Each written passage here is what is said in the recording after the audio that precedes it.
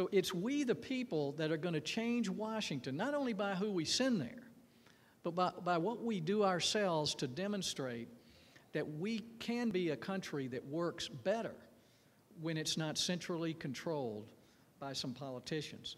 And it's really happening all over the country. The last election we saw, we call it a Tea Party, but folks, it has nothing to do with a group or an organization.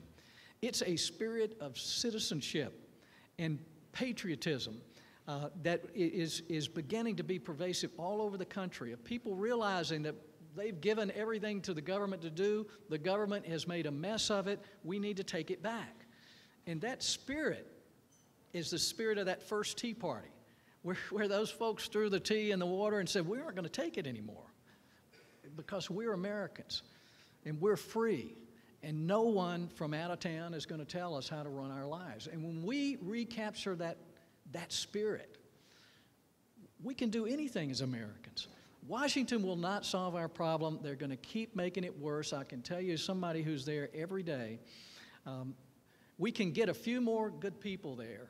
And when I see some new people like Marco Rubio and Rand Paul and Pat Toomey, Mike Leake in the Senate start to shake things up, I realize that that's a big part of the answer, is to get people with courage to speak up there. And we'll have a few more after this election, I hope. But it all comes back to you. And you don't have to be part of a large group. It can be you and a small group of people working together for a cause that you see right in front of your face. Wherever God's put you, and whatever God's given you to do, just do it to the best of your ability, to the glory of God, and He'll bless it. And then other people will see, and they'll begin to do the same thing, because that's the spirit of citizenship that's growing all over the country right now. And those folks who go to tea parties, I can tell you the statistics show 60, 70% of them are evangelical Christians. But they're not there to get government to do their bidding, but to get government out of their lives and to tell government to let them have the freedom to raise their families when they teach their children right and wrong. Let them go to a school where they can learn that God created this earth, because we know He did. But scientists more and more are being trapped or backed into this whole idea as they see the whole genome experiment or the research, all the DNA. They realize that this had to be created. It could not have happened by accident. It's impossible.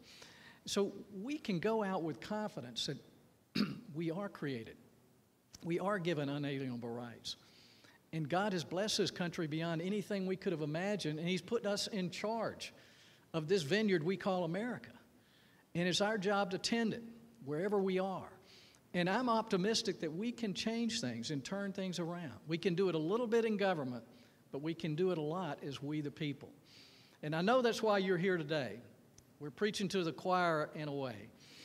But I just would like to inspire you and encourage you that you can make a difference wherever God has put you.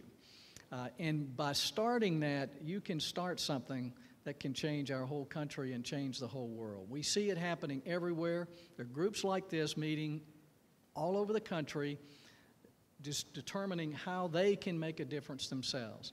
So I appreciate the time that you gave us today. I know the fact that you're here means you want to make a difference. And I appreciate those that I'm speaking with.